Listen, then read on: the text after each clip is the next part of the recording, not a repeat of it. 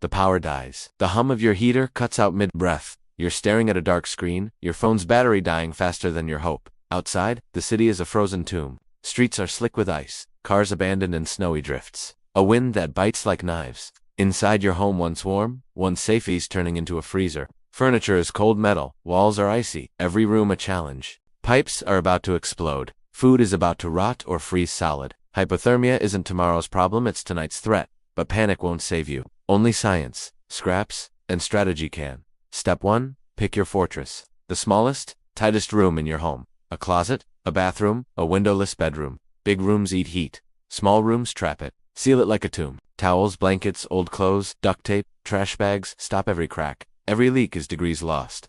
Plastic sheeting or trash bags over windows.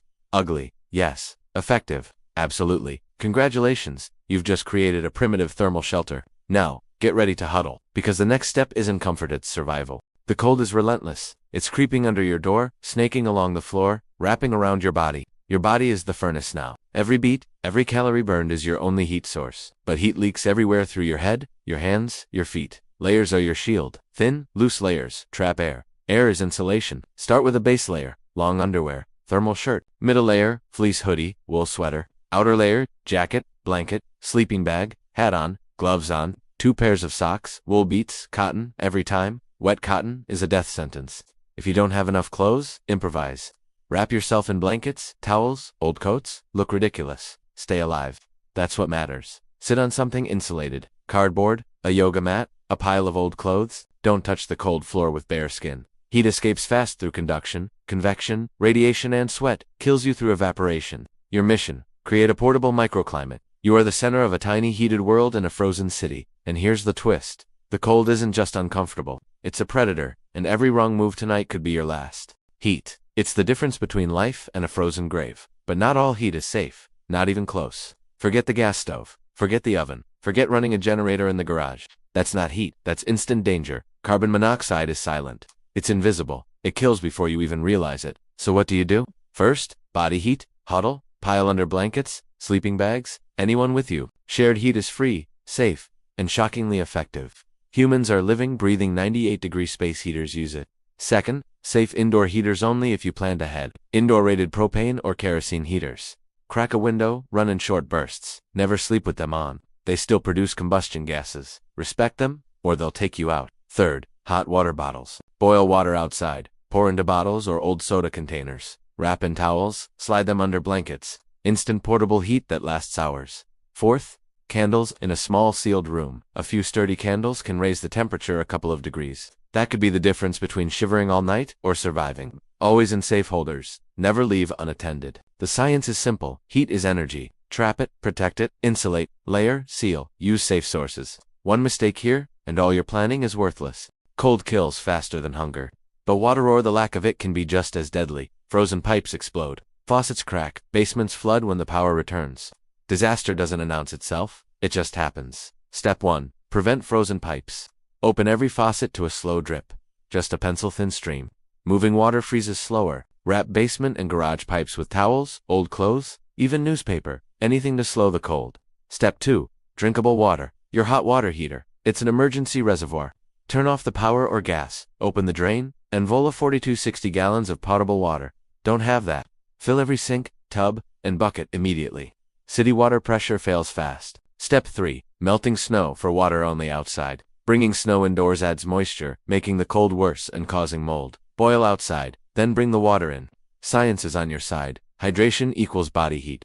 Dehydration literally makes you colder. Step 4. Ration strategically. 1 gallon per person per day, minimum. No improvising here. One mistake and the cold gets an edge on you. Visual close-up on frozen hands reaching for dripping faucet water. Heat without water is useless. You've got one or the other. You lose. You've got both. You're alive. But there's another battlefield. Food. Because calories burn like fire in your body. Without fuel, your 98-degree furnace dims. Your fridge is dying. Your freezer, on borrowed time. Every second counts. This is a race against entropy. Step 1. Prioritize perishables. Milk, leftovers, anything that rots fast, consume or cook them first. Step 2. Move to the freezer but, here, essay hack. If it's below freezing outside, your backyard becomes a walk-in freezer. Secure the food from animals, and suddenly your freezer has unlimited capacity. Step 3. Non-perishables. Cans, rice, pasta, peanut butter, protein bars, long-term survival fuel. Think of it as ammunition for your body. High-calorie, high-fat foods are your allies. Nuts, chocolate, peanut butter. Your body is burning extra energy just to stay alive. Step 4. Cooking strategy. Outdoors is safest. A camp stove or portable burner works, but indoors. Only if properly ventilated. Do not turn on the gas stove to heat your house. Carbon monoxide doesn't negotiate, it just kills. Step 5. Rationing mindset. Eat like a strategist, not like it's a buffet. Every bite counts. You're not being dramatic, you're being smart. Food isn't comfort, it's fuel. Fuel is life.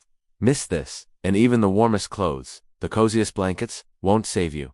But you've got light, right? Because darkness can be just as deadly. The lights are out. Darkness isn't just scary, it's dangerous. One wrong step, and a sprained ankle or broken wrist could turn survival into disaster. Step 1. Flashlights and headlamps. Batteries are precious, use them wisely. Only turn them on when moving or navigating. Step 2. Candles. A few in a small sealed room can raise the temperature a few degrees. That might not seem like much, but in a life or death freeze, 2 can be the difference between shivering and actual rest.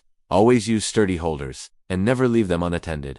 Step 3. DIY oil lamp. No batteries, no problem. Find a small glass jar or metal can, fill halfway with cooking oil. Twist a strip of cotton from an old shirt into a wick, and light it. Capillary action feeds the flame. Ancient science that works today. Primitive, yes, but effective. Step 4. Strategic placement. Light sources should illuminate pathways, cooking areas, and your survival fortress. Avoid creating shadows that mask hazards. Light isn't just comfort, it's control. Control of space, control of panic, control of life itself.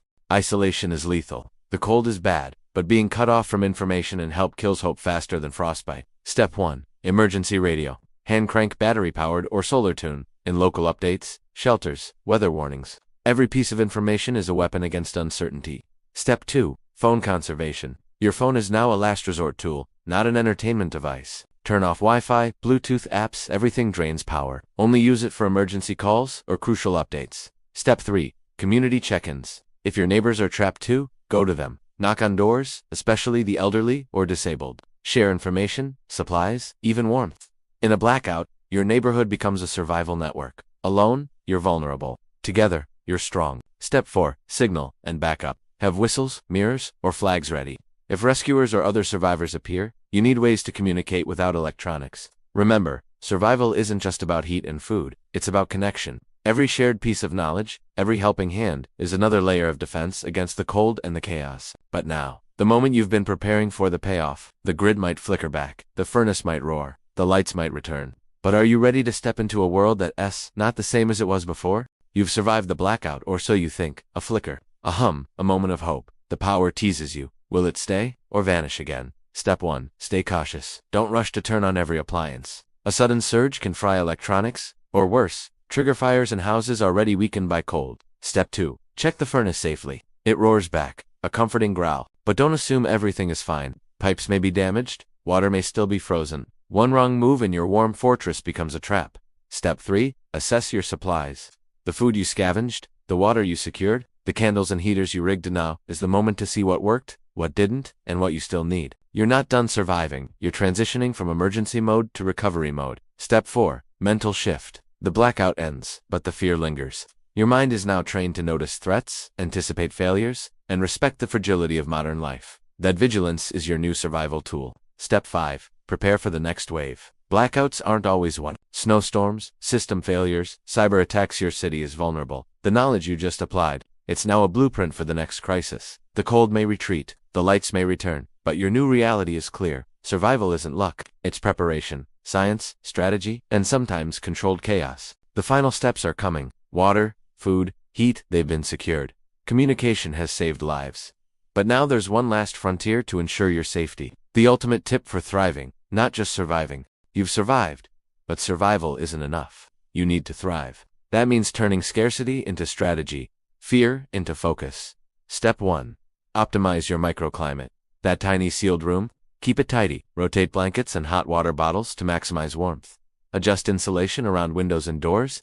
Your fortress isn't static, it's a living system. Step 2. Manage energy like a master. Batteries, candles, any stored power, they're not infinite. Use them for critical tasks. Light to move safely, radios to gather intel, charging essential devices. Everything else. Delay, conserve, stretch every resource. Step 3. Secure your food long term. Non-perishables aren't just a stopgap, they're your insurance policy. Rotate stock, ration smartly, and plan meals that maximize calories and nutrition. Don't just survive hunger, fight it strategically. Step 4. Mental health and morale. Darkness, cold, isolation, they're enemies. Keep your mind active. Read, talk, plan, celebrate small victories.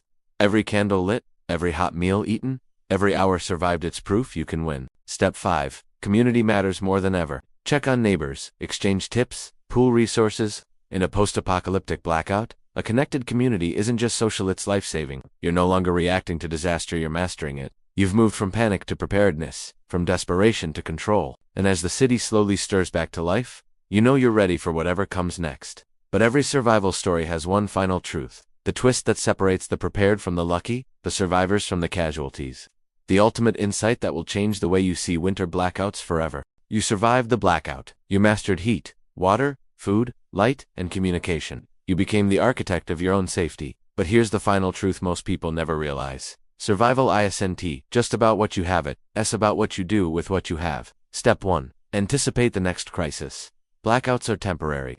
Disasters come in waves. Take what you learned, seal rooms, ration food, rotate water, preserve warmth, and make it a permanent skill set. Step 2. Adapt and innovate. That makeshift oil lamp, the huddled human furnace, even your improvised freezer outside, they're not hacks, they're lessons. Every obstacle is a chance to think smarter, move faster, and act safer. Step 3. Teach others. Knowledge is contagious. Share your strategy with neighbors, friends, family. Your survival plan isn't just yours. It's a ripple of resilience spreading across your community. And finally, embrace the mindset shift. Fear is temporary. Chaos is temporary. Your preparation, your knowledge, your combat is permanent. You've turned the city's frozen nightmare into a training ground, a crucible forging a new version of you. Resilient, resourceful, unstoppable. So when the lights come back on, and everyone else celebrates like it was luck, you'll know the truth. You survived because of science, strategy, and the sheer will to endure. And the world. It's changed, but now, so have you. Visual. The city lights flicker back to life. But your fortress, your skills, your community, those remain untouchable.